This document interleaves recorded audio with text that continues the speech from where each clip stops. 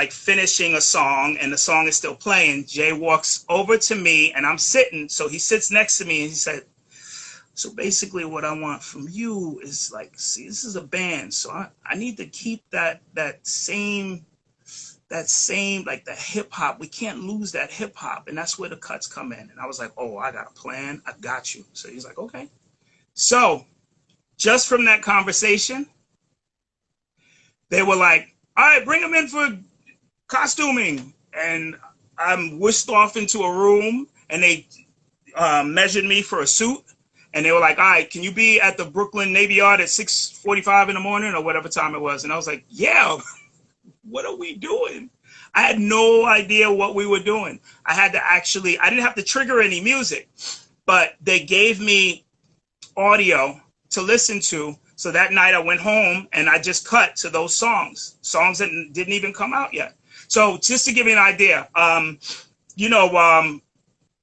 Chuck D, welcome to the Terror Dome. And he's like, hey, Chuck D's hey is crazy.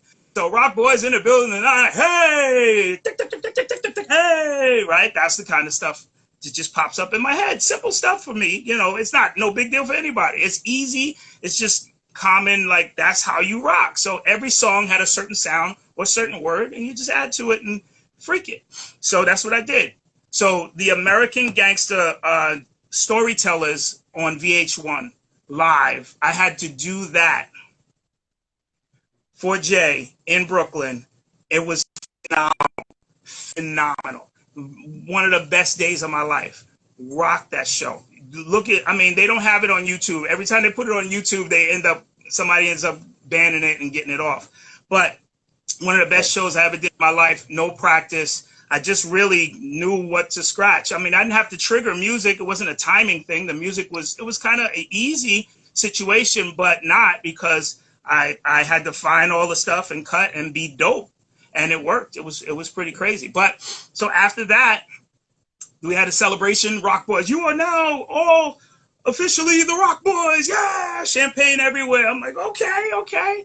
So then they're like, okay. So we're gonna 4our5ive, come here. So here's the dates. We're doing 2 shows a day. So we're flying in a private jet and we're doing 2 cities every day for the next 14 days or whatever it was, or next 7 days. I think it was 14 shows. So I'm looking at the dates and I'm like, I'm supposed to be in Europe opening up for 50 Cent with Fabulous.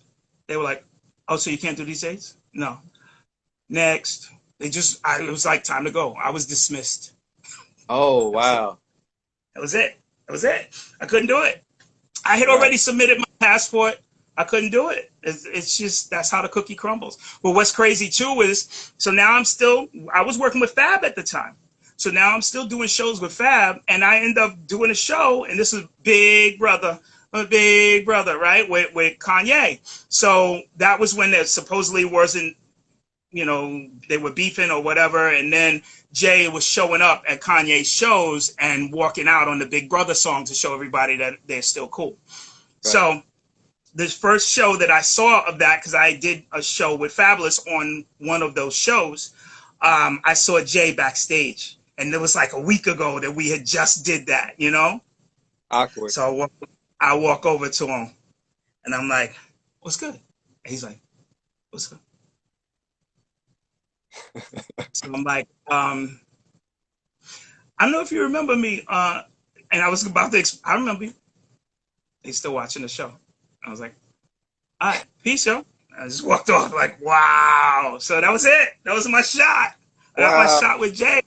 Yeah, that was it. No, no disrespect to Jay. I work with him again. Call me, Jay. What's up? Let's go. You know what I'm saying? But yeah, that's how it happened. And then I saw Jay so many times because when I worked with Jeezy, we were in Jay's set with Jeezy. So, Jay-Z saw me a lot, and what Jay-Z was funny though. So real quick, Jay-Z story. I was on tour with Jeezy and Fab was at the show and me and Fab were talking backstage. And on that tour, Jay didn't say nothing to me yet at all. And then all of a sudden, he's walking backstage, like in the hallway area, and me and Fab are just talking. Because Trey Songz was on that tour, and Trey Songz and Fab had, oh girl, it's your birthday. So that's why Fab was there. So Jay starts walking down the hall, and then he's like, you two used to work together, right? And then I was like, well, I still spin for Fab. He's like, I thought so. And then he just kept walking. I don't know. You know, Jay's a whole nother animal in the world, boy. He's a beast. He's a beast. Very dope. Crazy. I love the stories, man. This is one of the best I've partaken.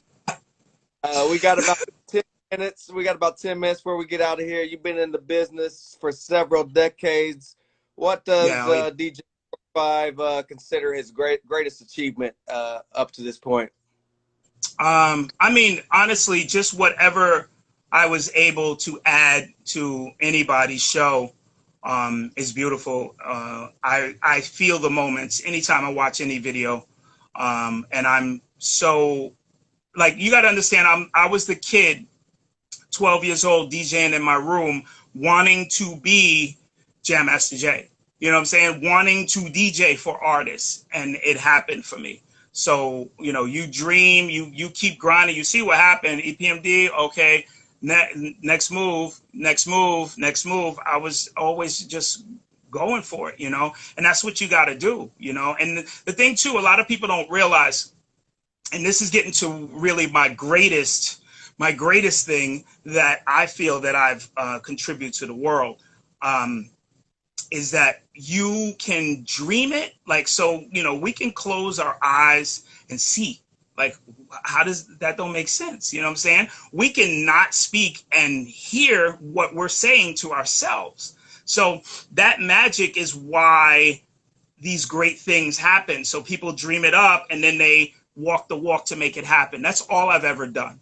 So I say this to say, you know, everybody's got dreams, and if you don't go for them, then they just die, and then you die. Like, why do that? What are you doing?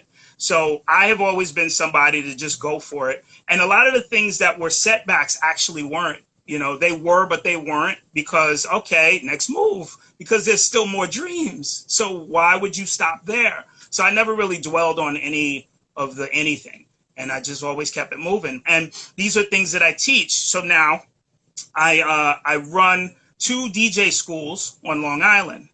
I teach kids and adults how to DJ. My curriculum and what I've brought to the table for DJ is my greatest feat. Like, I'm a monster at this. So there are people who have been DJing forever, and they do the same type of DJing because that's how they were taught. But there's more. So we can now see music. So we have laptops and we can see music. That program that people use, or those programs, they don't use them. They just listen in their headphones and match a beat, or not. Some people just throw stuff in on the one. There's more. So I have little kids from 5 years old up to, you know, going to college now, who are complete monsters at DJ because of me. That's my greatest feat. That's what I feel as though, like, I had a student just recently, before, I swear, like 2 days before COVID hit, I had got invited to go to his Eagle Scouts event, because he got inducted into the Eagle Scouts. Big deal. Like, it's a big deal. I think like 4% of Cub Scouts become Eagle Scouts or something like that. So, you know, young kid, he's a teenager now, but it was like the Marines was there. It was like a big situation. And I'm like, wow, look at this. So, you know, I was, not that I wasn't going to go, but I was just like, wow, like, why am I going? Like, you know, not realizing, you know, but I'm sitting there, I'm eating, I'm with my wife, and we watching the presentation. It was amazing, you know.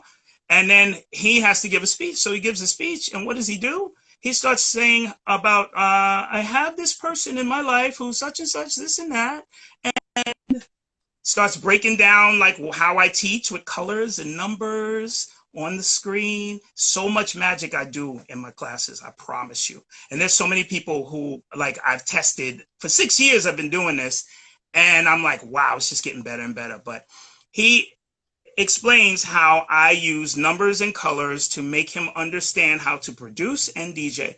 And then everybody claps and I have to get up and get my award. Really?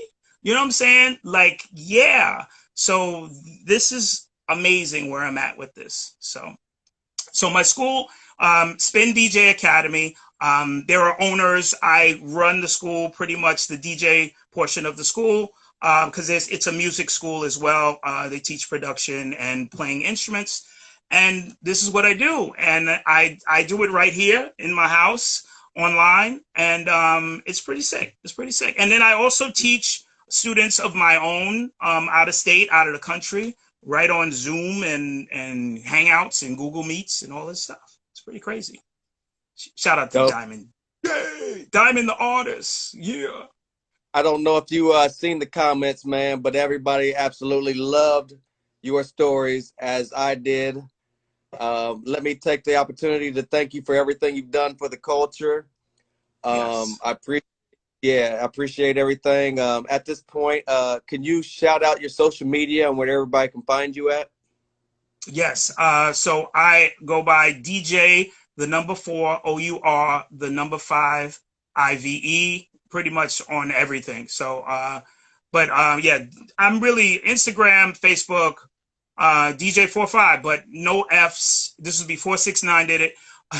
The number 4, OUR, the number 5, IVE. So no F's in the 4 and 5, just DJ, and then the number 4, OUR, number 5, IVE. Hit me up on there, and we good. All right. And then listen, anybody who wants to learn how to DJ or is already DJing or is wondering how in the world these certain scratches don't sound like mine.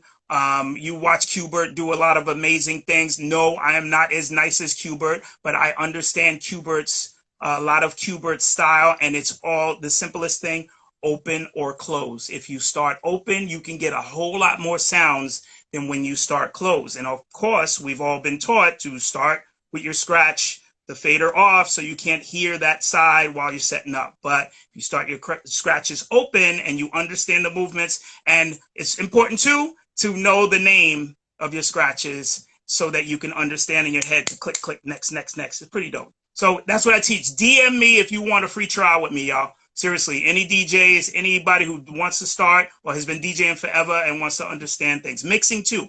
I am a monster at teaching people how to mix properly. Trust me. And the program, Serato. If you need to know how to use that Serato program at its fullest potential, I'm your guy, I promise. Cool. Thank you so much, 4our5ive. This was absolutely a treat for me to sit and talk to you tonight. Dope. Same here, dude. This is crazy. Yeah. I'm excited right now. I'm like charged right now, B. Because I got all that out. I didn't think I was going to get all that out. Yeah. We got 2 minutes to spare. So if you need anything on my side, any promotion, anything you got going on, you want to come back on, be sure to hit me up. You made a new friend. I thank you for everything you've done for the culture. Keep doing your thing. This has been episode 43. That's DJ 4our5ive. I'm the journalist Sin-seer, and we are out of here. Thank you so much, sir. Yo, thank you, sir. Salute. All right. All right. See y'all. Peace, baby. Thanks. Thank you. Peace.